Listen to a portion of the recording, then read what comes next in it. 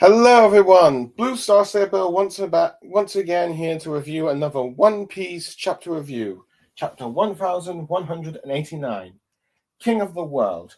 I apologize, it's been over 3 weeks and I'm very behind on these chapter reviews. I should have done this about 2 weeks ago, but I got too occupied and also had a bit of a trip up to Scotland, so and now, let's see, I only now have a chance to do a review. Granted, even then it's a bit late for me, but still, I figured better to do it sooner rather than later. So I'm here to try and do this review, catching up to the last One Piece review I have done, which was basically Luffy versus Emu, where Luffy tries to fight Emu as much as possible. Granted, he goofs it off a bit with the genie mode he creates, which was quite funny and creative, but arguably perhaps maybe poor timing with his, let's see, lack of focus, if you will.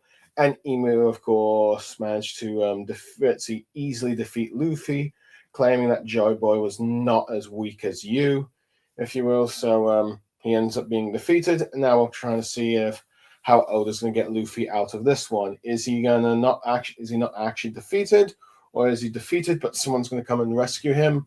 So like Loki or maybe Copacabana, or maybe some of the other Straw Hats could delay Emu for a little bit while Luffy recovers. I mean, Chopper isn't about in the area, so perhaps he could heal Luffy fast enough? Well, we'll have to wait and see. Before we begin, we've got a cover chapter, if you will. A reader request: naughty, see no evil, speak no evil, hear no evil. Monkeys getting scolded by Nami by Toshikizari, as we see Nami, sort of scolding the monkeys, which turn out to be our monster trio, each one representing the sort of hear no evil, speak no evil, see no evil, if you will.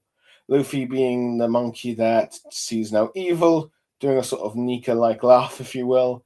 Zoro is basically the one that speaks no evil, and Sanji is basically being all love-struck, going hear no evil, staring at Nami, I guess, is the position of scolding, if you will.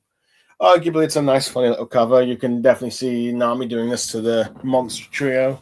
Now, would they do a sort of hear no evil, speak no evil kind of thing?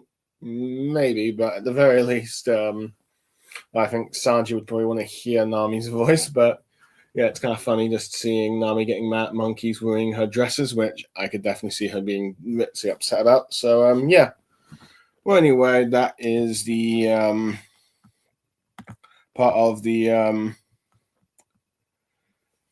that part of the cover story. Time to get on with the next one, which we see that Luffy has basically been, stabbed and he's coughing up blood. Emu then flies him into a tree in which with sword stabbing through it, the blade going not only through Luffy further down, but also Luffy. But the blade is going through the sword. The blade's going through the tree, if you will. So yeah, Luffy's kind of stuck in that position, if you will. As a result, you kind of get this moment here where Usopp senses what's going on. It's obviously using perhaps his observation haki, going getting a bit confused, going what's going on? And Nami confused. Nami's confused by what the Usopp has sensed, asking what's happened. With him saying that, Usopp's asking Luffy, with Nami saying, Luffy's okay, right? And then it's Usopp going, Luffy, it's okay, right? With Nami being worried now, what do you mean by that? Don't scare her like that, because she wants to believe that Luffy's all right fighting the enemy, as Nami says. When has Luffy ever not been okay? Well, arguably, that would be probably after the fight against Okiji, the Straw Hats being separated in Shabodi, and of course when Ace died. So, but yeah, you see those 3 moments. You could argue Luffy was not okay. So let's see. Hold on. With Jinbei saying, consider what it means that this enormous giant was defeated. Let's see, Jinbei points out that Loki was defeated by the enemy that Luffy is now fighting. we sort of get a sort of hold on. We sort of get this panel here of Loki complaining, "Hey, Fishman," asking who's been defeated, so showing that Loki is completely denial that he's basically been defeated by Ymir, which arguably he has. So granted, he's not knocked out, but nevertheless, he's doing ruined and kicked out of the fight, and Luffy had to take over. And then Jinbei had to end up protecting him when Luffy ended up when him and Luffy had a bit of a spat from the last chapter. So yeah. But Jinbei is able to sense that Luffy's haki has gotten weaker, and as a result, they are showing. Hold on a second. Let's see. There are some cause for concern for the Straw Hats. Anyway, we then cut to like the next part of the chapter where Franky and Brook are like looking after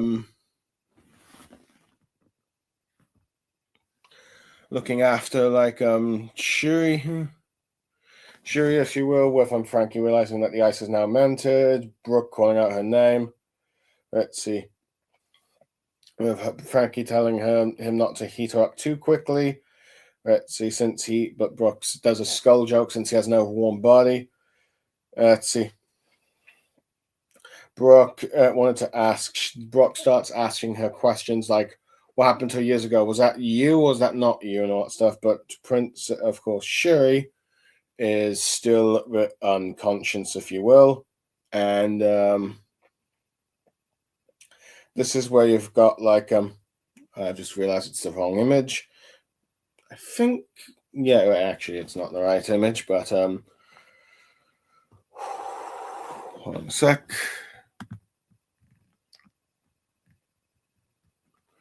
We've got basically the Tsitsi squirrel, Etsy Ragnar, if you will, saying, with Brook trying to say like, "Hey, please don't interfere here." The Brook saying, "Don't try to interrupt this," but the squirrel's egging the Straw Hats not to like let's see, release Shuri, if you will. But Usopp asks her, "Is it safe, Brook? Is she still like the scary version?"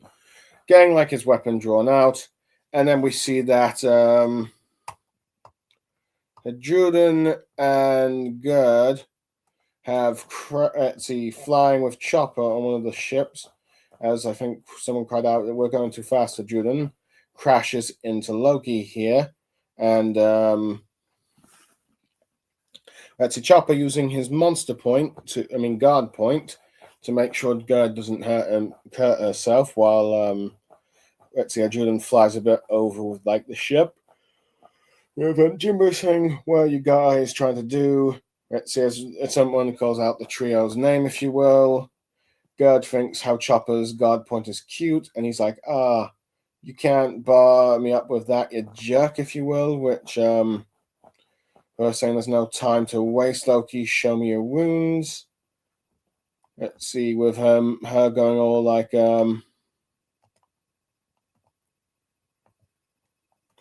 with her going like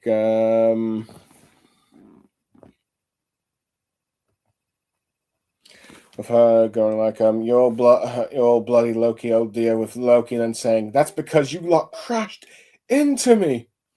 Let's see, also that some of it's due to you lot crashing into me, and asking like what you're doing here. With Julian then starting to remember, let's see, a bit of a flashback with Elder Joel telling him to go to Loki, despite the fact that the children are being taken care of. But he says, even if you save the children, it's only temporary reprieve, if you will. And that do you think that really that is this plan to rule over Elbaf was a decision made at the Reverie? And saying, no, of course not. Believes that it's like the person that Loki is fighting. With Hadrudan asking him, "Loki, do you know who Loki here, do you know who that guy is?" Basically, with Loki saying, "Yeah, I think I do." And this is where we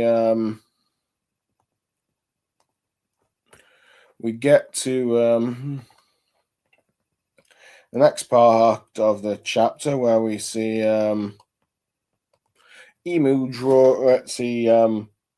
saying, "Thou can't move now," and saying that the sword that devours thy fatality, as he draws another blade, going like, "How many would it take to end thee, Monkey D. Luffy, a hateful name," and starts mocking him about having two brothers with different names, pointing out one got just slaughtered by the Navy, as we see a tree get like absorbed, if it's drained of its root, it's drained and turned to dusk, if you will, or branch, really. As Luffy is like huffing and coughing, clearly angry about being reminded of his brother's death, but arguably can't do anything because, well, he is basically stabbed into a tree, if you will. And Emu then goes like, the other prominent within the Revolutionary Army. And then he stabs Luffy with a... let's see, second sword, if you will.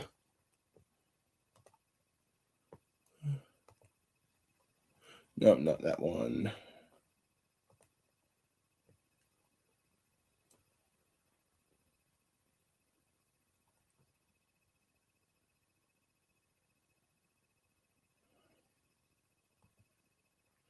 No.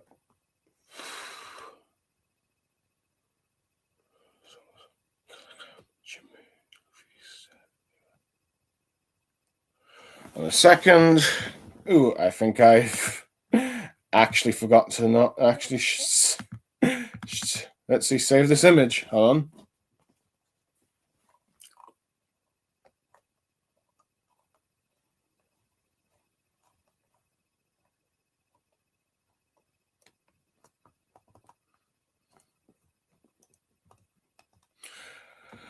Here we go. As we see here, Emu has now stabbed Luffy with like a second blade, if you will. This one called the Blade of the Sea God Fragarichi, with Luffy going like, "Ah!"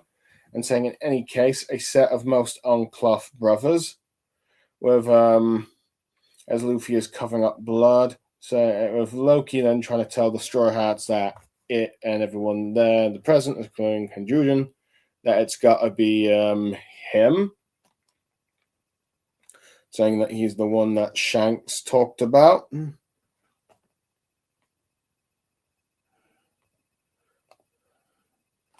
As let's see, we cut back to like where the flashback ended, back for like that big God Valley Giants howled flashback, Loki flashback, if you will, with Loki talking about how he used his power to avenge the memory of his father, with younger Gaban listening, but Shanks saying, "Wait, Loki, I understand your rage," but he goes, "What do you want, Red Hair? Are you going to stop me from getting revenge for my father?" And Shanks said, "I consider Howard a friend too. I'd be right there with you." But Shanks' friends points out, "But think carefully now. The government was trying to take control of Elbaf. That's not their end goal. It's preparation for war." Which, of course, confuses, I believe, Loki, as let me see here, like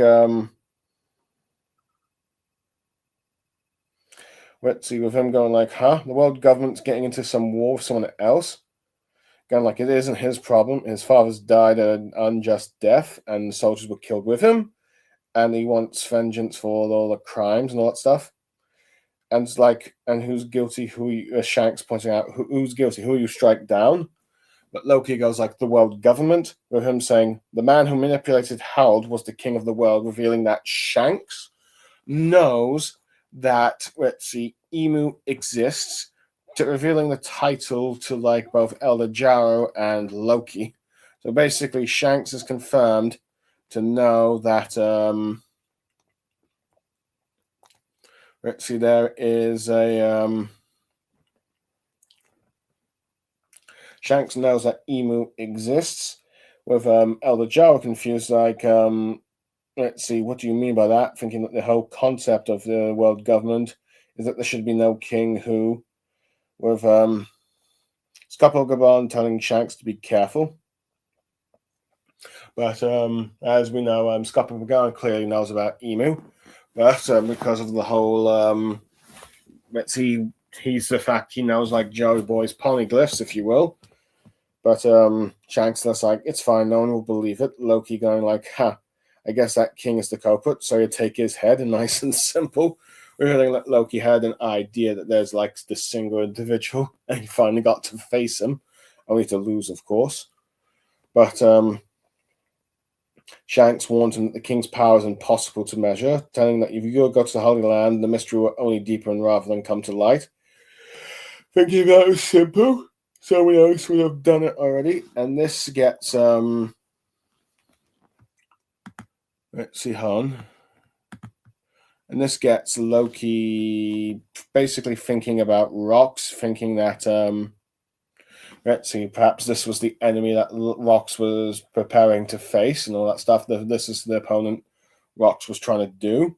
As I think he probably might have heard that Rox went to the Holy Land once.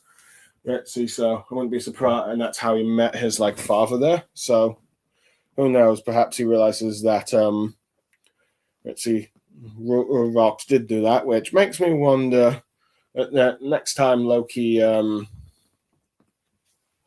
interacts with Emu, he will now confirm that you're the one who killed Rox and all that stuff, or led to Rox's demise, if you will, because let's see, Emu mentioned of Rox before, but Loki didn't quite understand why. But now probably, now he's thinking about this here, he probably will realize that Emu did something to Rox that caused him to die. But yeah. With Shanks saying, it's not yet time to fight. With Loki saying, shut your mouth, you don't tell me what to do. And he doesn't care what this guy is, he'll destroy anything in his way. Then you get like the flashback ended with Zhao trying to say not to be foolish, Loki. With Loki and saying, I've left home and spent a few years abroad. In the end, I never did find my way to him. And saying the king of the world right there, he'll never get a better chance. Let's see, with let's see, Hadruden saying that this is a rather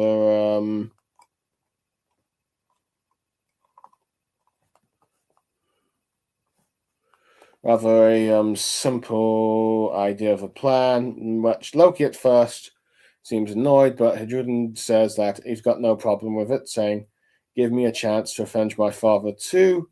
And then now I can properly use this image here. You've got Jimbo talking about, this is quite an absurd story. Let's see, with Nami think, if there's a king of the world, then what are the five elders for?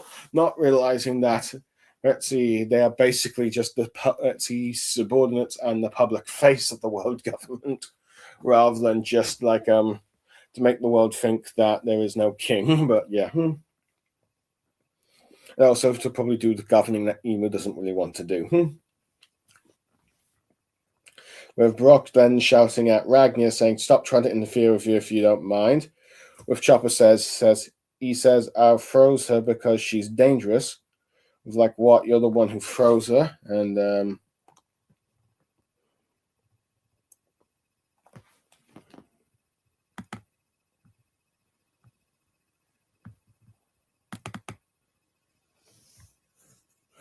all right, this is the image I should have used earlier, but I didn't. That was a massive mistake.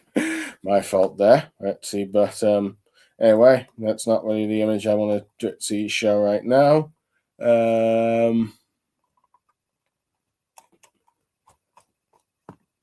But Brooke ends up revealing that to Ragnar that let's see, he considers like a bit, as he's a bit angry that that you froze her by saying, but yes, she was dangerous, but he's certain she was being controlled. And he goes like, this girl here is like a daughter to him. And this confuses Ragnar because it's like, wait, you're a skeleton. She's a living human being. So yeah. And this one thing this chapter does, this scene here does, is basically confirm what Brock views Shuri, which as a daughter, not like a little sister, and arguably not as a love interest. As I think some people were wondering if like, is Brock gonna go and finally accept whatever feelings she might have had for him now that they're both, I guess, full-grown adults or something. Though granted, we don't really know when Shuri was made immortalized, but yeah. Let's see. So we'll have to wait and see on that regard. But yeah, Brooke, let's see, views Shuri as a daughter, so no chance of like a Brooke X Shuri ship happening, which is probably kind of a relief actually. So yeah. But anyway, as despite how funny as this is, we then cut to let's see, Nico Robin, who has like arrived, saying this is all very interesting. And Nami calls out Robin's name. Chopper saying like as Robin tells Chopper to come to the library, and they turn around and then I think he notices that Sol's about, which I'm wondering if this is some confusion of distance or has Robin teleported Chopper or something. But nevertheless, it seems that Chopper is needed, likely to speak to the our librarian, if you will, to understand why he did what he did with those book actions, if you will, of like preserving the library books of Ohara. And we then cut to the next part of the chapter on this page, in which let's see, we see Imu now summoning a axe, if you will, where he goes like, next is this will do more than slash thee, saying, alas, the third will be an axe of Sang-a-Ting, with Luffy coughing and huffing and all that stuff still. Then we cut to like we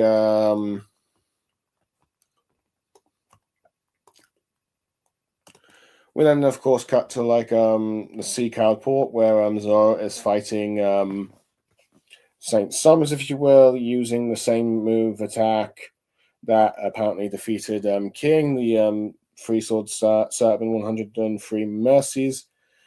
Let's see, Summers blocks it. And so calls out the move Dragon Damnation. And Summers just calls out the move, let's see, name Graham, if you will, laughing, clashing Zoro, and it goes like 800 years ago. Let's see, the 19 kings who created this world took an oath of equality, thrusting their weapons into the floor around the empty throne. As he talks about Blade of Chaos, Tofu, Voham, Nemesis, Longest, Stigma, Urashima, they are the 19 weapons of those who brought the world to heal, revealing that, let's see, all these blades have been the names of quite a lot of the blades we know from the Empty Throne being stabbed, showing that they are powerful and famous weapons. Let's see, saying the Great One used Omen to bring them back and grant them to us, so it's revealed that those 19 blades that the blades, weapons that Imu has been using are the 19 blades from the kings of the world, of kings that of the alliance that formed the world government. So that is being confirmed. And he goes like further saying there lies among the legend, there are no lies among the legends, each family passed down, telling Zoro that this is the power that conquered the world, as he reveals his sort of like blade, if you will, shares his blade, saying from the Shepherd family, Graham, pointing out within that this sword is basically what the shepherds would wield, which Zoro just looks on. Let's see, just taking, I'm not, let's see, arguably not intimidated, but listening heavily to this world, so he realizes now that he's fighting someone with a very deadly weapon. And then we cut to killing him, where he's revealing the name of the spear that's been passed down for the Rimashima family, the longest.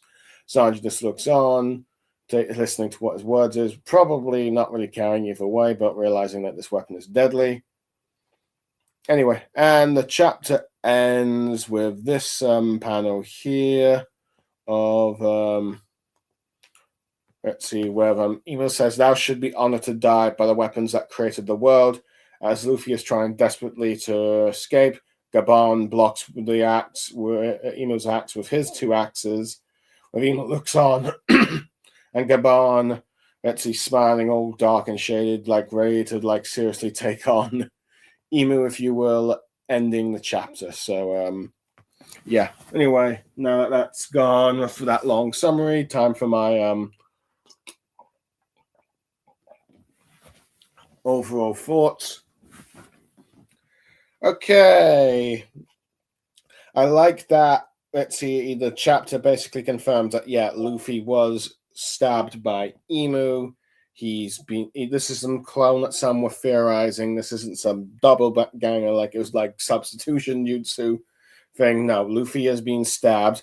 And further yet, Emu made sure that Luffy was stabbed by pinning him to a tree, which is like, no, Luffy has been defeated. And he cannot do anything to take it, to anything to like stop this from like happening. But I do like how we get like a small moment of Usopp sensing Luffy, obviously building up to more of the observation haki that Usopp had during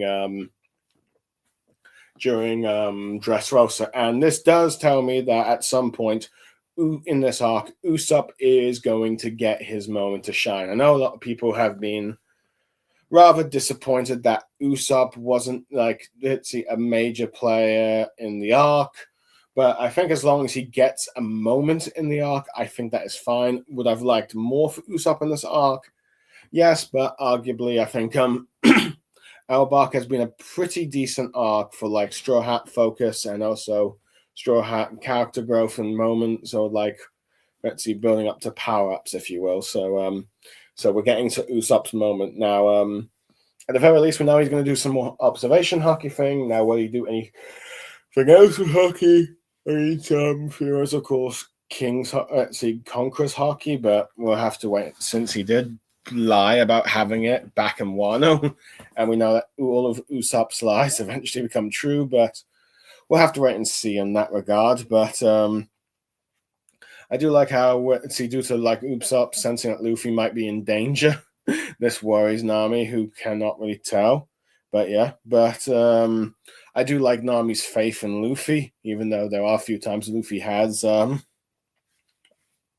not been okay, because like particularly after his brother died, for example. But yeah, I do like how Jinbei is able to also sense that, yeah, Luffy's haki seems to be diminishing. I do like how Loki gets annoyed by Jinbei saying like, I didn't lose, when, mate, you clearly did. You literally got stabbed and sent flying. You might not be knocked out, but you still lost that fight. But yeah, so that was cool to see, if you will. I do like that now we see Shuri's removed and Brooke's trying to ask her all these questions, if you will. But of course, she's unconscious. And I do like how Usopp is like pointing out she's still not like that nasty version of her, that possessed version, if you will. Which, for all we know, that could be the case. We don't know. But as we see, Ragnar is getting concerned. But of course, let's see, he can't really speak English, so no one understands what he's saying. But yeah, it still remains unclear if Shuri would be like her Shuri personality or her Gonko personality, if you will. Because if it's her Gonko personality, you might get some of these Straw Hats end up having to fight her again. Though, granted, I think given what the situation is, they might end up having to more try and save Luffy, which might be what Usopp tries to do, if you will. So yeah. But anyway, we get her Jordan, Gerd, and Chopper here, which I will admit, I was surprised that Chopper came along, because I figured Chopper was going to turn into like, let's see, the Forest Guard and fight the Dream Rain Guard, but that's clearly not happening. So it's clear there's going to be trying Sanji just race the time to try and defeat killing him before the Rain Guard takes away the children of Elbaf, if you will. But nevertheless, let's see, I do like how let's see, he uses guard point to protect Gerd, but Hajuden ends up flying. But yeah, but of course the ship crashes into Loki, and it's like, and it seems like he's not having much luck, as something's always crashing into him.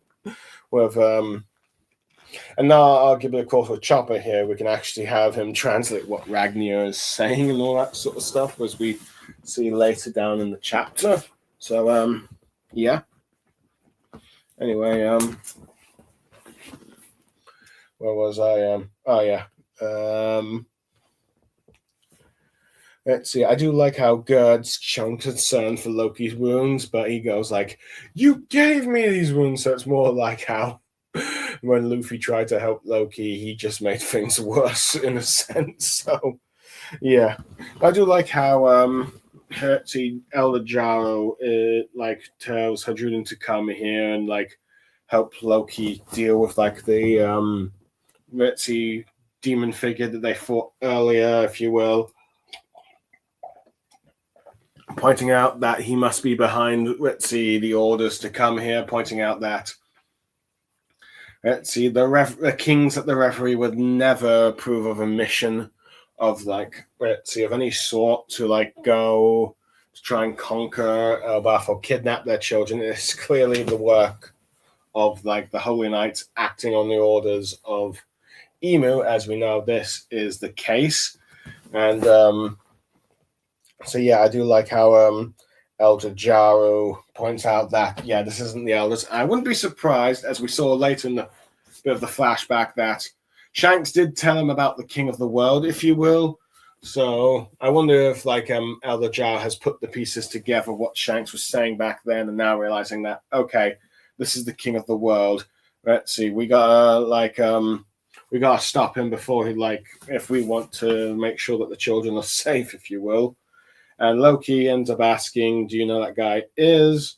But I do like how we see basically Emu, let's see, where we get that flashback revealing that Shanks does know who Emu is, showing that his time infiltrating the Holy Knights, if you will, he did learn Emu's name, even though let's see, at first he was being a bit vague about it with Skop-Gaban, but he's revealing straight up here when Loki decides to try and take on the world government. We were trying to tell him that not to do so now because it's not the right time, and there's like this King of the World in which, of course, Loki ignores and thinks like, okay, this is the guy I take, but Shanks points out, you don't know his strength. It's not yet the time, and it's shown that Shanks is probably all this time preparing for the day when the world challenges Emu, if you will, or get ready for the world to get into a position where they can fight Emu, which probably does build more to that he knew more about the sun god Nika fruit, that Luffy's Gum Gum, and was planning to give it to like Ace, given the fact that he seemed to think at one point that Ace would be the natural successor to Roger. Of course, one happy accident led to Luffy, and I think he thought that, you know what, this is probably how it's meant to be, if you will. So, I do like that. Let's see, Shanks, who realizes that, let's see, the actions that happened on that day as like the world government preparing for war.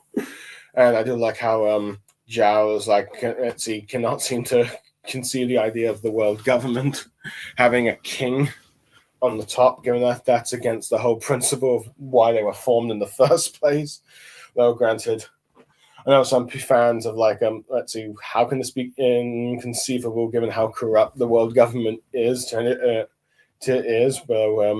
granted, I do think, well, most of the characters we know tend to know that the world government is evil. The majority of the public don't. So, But the idea, I think, of a king of the world seems a bit obscure because of just how, let's see, you've had like the five elders, let's see, in charge, as I think you do see Nami like going like, what's the point of the five elders? Which arguably the world government has done a very good job of convincing the world that there is no king of the world, and it's the five elders that run the things. So that is pretty good there, if you will. So, but I do like how Emu, when summoning his blades, if you will, decides to like, particularly the one that drains energy, life force, if you will, like that tree, and to some extent probably Luffy. He ends up mocking, Emu ends up mocking Luffy of having his like two different brothers and how one of them died. And it's like, That is probably the worst moment of Luffy's life, if you will. But and clearly he's mad. But unfortunately, he cannot do anything about it. And arguably, Imu is probably the first villain to bring up Ace's death and how he died.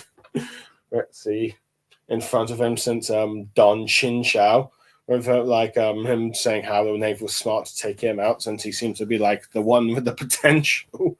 And Luffy is like, oh, now you've done it. And he's sort of like, well, basically defeated Don Chinchao after that. But this time, he can't do anything to like the opponent that is mocking his brother's death, if you will. So, yeah. But I do like how Imu does stab Luffy with a second sword, showing that, yeah, he's not getting out of this easily. Which some, I think, were wondering if that was going to be the case, but no. Luffy is basically being reminded of his greatest failure, and while having this sort of defeat where he cannot do anything about it, and he can't even give a proper response because of how damaged he is, if you will. So, yeah. Arguably, Shanks is waiting for the day Luffy is ready to fight Imu, but clearly that day has not yet come, if you will. So, yeah. It's like we'll have to wait and see when probably after this arc, Luffy will start to finally get the strength, or at least during this arc, maybe starting to get the strength that he will be able to fight Imu. Because right now, he is no match for Imu, as we see. So yeah. Anyway, I do like how Loki is like just like, I'm just gonna go kill this guy and see and all that stuff, but let's see, now he knows like this is the king of the world and all that stuff. He's going to go and kill him. I do like how Shanks tried to point out that during like the whole thing with the preparation of the war of like again that Imu's doing, and when Loki decides to go after this king of the world, points out that, of course, if this was so easy, someone would have done it already. And I do like that Loki is thinking about Rox at this moment, because Rox arguably was trying to become king of the world. So it's like, was this the opponent that Rox tried to beat? But of course, he failed. So, but yeah. But I do like how Hiruden thinks like Loki's plan to stop Imu now is a bit simple. But of course, given the fact that this is the man that also killed their father, of course, his father to die as he did, he's like, he wants Loki to let him help, which arguably Hiruden is not strong enough to like do any long-term damage against Imu, and probably won't be able to do so at all. In fact, their last counter, he got defeated in one shot. But I do think Hiruden will, now that he knows the context a bit better, will be a bit more prepared, a bit more determined to try and fight Imu. Whether or not he goes in later to try and save Luffy, or just sticks around for like a group battle against Imu, we'll have to wait and see. But nevertheless, we'll have to wait and see what Hiruden does. But I'm really liking like his character with like his relationship with Loki. And it's like you see how they don't like each other, but as he learns more of the truth, he's slowly beginning to like, at the very least, willing to work with him in order to like avenge their father. So I do like that. Anyway, I do like as Jinbei and Nami are like discussing like a king of the world, if you will. Let's see, you've got Brook arguing with Ragnar and Chopper being a translator, and Brook not being happy that Ragnar was the one that froze her. And I do like how we got a confirmation that Brook views Shuri as, like I said earlier in the summary, as a daughter, not a love or anything. So that is out of the thing. So I think people can relax on that part at the very least. But yeah, but I will admit the funniest part of the chapter was Ragnar just thinking like, how would Brook be Shuri's father when he looks like a skeleton? Where and she's basically got flesh and blood, if you will, basically alive. So like yeah, Brook needs his time to like explain, but of course Chopper's got something else, which arguably is going to be the bird thing. But it seems at the very least Oda's bringing back Chopper as a translator, which I think it's fine, but I'm hoping that Chopper will get a bit more because I do want to see Chopper get a proper action again. I mean, we got a bit of a taster with him repelling the Dummy Reversed Giants back to normal, hinting that he might be the Forest God, if you will. But that the Harley text mentions, so yeah, that could be cool.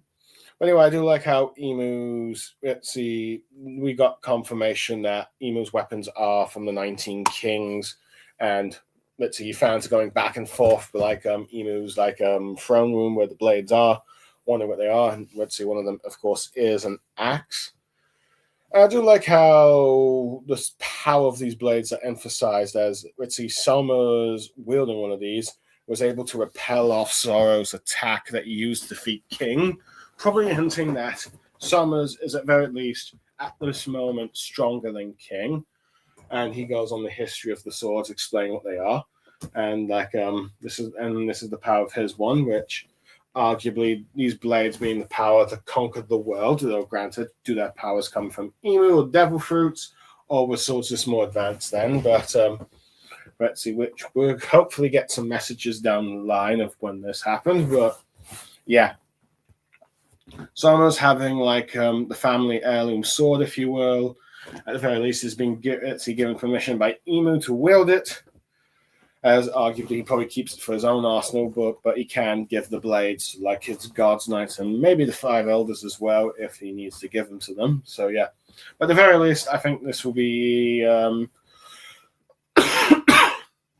now guarantees that Sora's going to have a sort of a good matchup against Summers because, well, we've seen that Summers can with this blade repel Sora's attacks, the ones he used to defeat King, and Sora's now fighting someone that is fully using a sword and using one of the swords of the 19 Kings. So it's rather significant as this will probably be Sora's first big challenge before he ends up finally confronting Mihawk, or at least starting to get ready for him, as we know that his battle against Summers is to make sure that he fully masters Conqueror's Haki and now be ready to fight Mihawk whenever that happens, and whatever swordsman that he faces in the world government or even the Blackbeard pirates. So yeah, I do like that Killingham's also got his own spear. I'm not going to name out all the names because I can't quite remember them all, but I think got at least half of them named. So yeah, I do like that these weapons have given not just Omen, but these weapons have given them a boost, and their family heirlooms that also have some sort of extra abilities, if you will, or at least when they're wielded by Emu. But yeah, see, for those who are wondering if Sora and Sanji were not going to get a decent fight, it seems like Oda is at least setting up. Granted, they'll probably be over in a chapter or two, but heck, at the very least, Zora and Sanji will get. Let's see, at least now we got some confirmation that these two God's Knights have gotten their butts whooped throughout the arc against strong opponents, have been given a boost that will make them a bit of a challenge for Zoro and Sanji, if only for them to increase their Haki, if you will. So yeah, I do like that. Anyway, as I think many people suspected, let's see, it was basically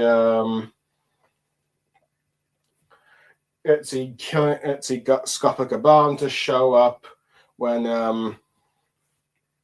Emu was about to slice Luffy with the axe. We know that the only ones that are arguably at the moment strong enough to stop Emu, if only temporarily, are Loki, but he's wounded right now, and Scopper Gaban because, well, he's shown to be quite strong, easily defeating Saint Summers, and even giving a bit of a challenge for Luffy and Zoro for a bit. Now, granted, of course, Gaban's not going to win against Emu. It makes no sense. He's just going to arguably, hopefully, buy Luffy time to recover while he fights Emu. Now, how long he lasts, who knows? Loki lasted a couple of chapters. Luffy didn't last one, for we know Gaban might not last one either, but who knows? At the very least, He's out there blocking with his 2 axes, which is kind of cool to see. Axe v axe, if you will. But yeah. Let's see. Only other thing I could think of is maybe if Elder Jarl suddenly got younger with Bonnie's powers and then could fight Emu, but I doubt that would happen unless Emus are just about to kill Elder Jarl, but we'll have to wait and see on that regards. But he might end up killing Gaban. But it depends if like Oda, even like for a mentor figure, it's hard for like Oda to kill off a character, but yeah, nevertheless. Overall, I'd say this was a very good chapter. Let's see, you got confirmation that Emu did, let's see, defeat Luffy, stabbed him a few times, and even mocked him of his like brother's death, if you will, and how the other one was a revolutionary. And Emu just talking about how he hates the name of the D, if you will, and how it surrounds people like Luffy. But Luffy, of course, can't do anything to protest, arguably suffering his worst defeat since probably Marineford, if we're being honest. So you got that. Confirmation that Shanks actually knows that Emu's the king of the world, and let's see, he knows that Emu's preparing for war, so he's also probably been preparing all this time for one day when the world's ready to face Emu. If you were to counter, let's see, Chopper, let's see, arriving here. I'll admit, we'd prefer further he'd fought the Rain Guard, but if he's got like some stuff to do with animal translations, that'd be cool to see. And who knows, maybe we'll see some Forest Guard transformations against Emu and see how that works, since the Forest Guard can repel demons. But I doubt that's going to be the case between Chopper and Emu, but who knows. Usopp likely to get Conqueror's Haki. Not Conqueror's. Usopp likely to get a big moment with Observation Haki. We're getting hints of it, and we're going to see probably a moment for him down the line. And the funny interactions between Ragnia and Straw Hats, with Ragnia protesting against Brook releasing Shuri, but he's like, she's a daughter to me, and Ragnia just being complete confused by that sentiment given Brook's a skeleton. So that's all good. So yeah, and of course Gaban arriving, save Luffy in a manner that Rayleigh did to the Straw Hats back at Shabodi, if you will. And he'd sort of got into a stalemate with Kizaru, but who knows? Let's see. Overall, yeah, I'd say this chapter's a 9 out of 10. Let's see what it's set up, what's confirmed about the 19 weapons, all that. And yeah, Luffy's being defeated. We'll have to see how Gaban will save him, if you will, if he does. But yeah, but for now, that's the end of my chapter review and all my thoughts. For those who end up listening, I hope you enjoyed what I had to say, and I'll see you next time when I finally catch up to like the latest chapter, and hopefully review it before the next one comes out. But for now, I am Blue Star Saber, signing off. Thank you everyone for listening. I hope you enjoyed what I had to say, and goodbye for now.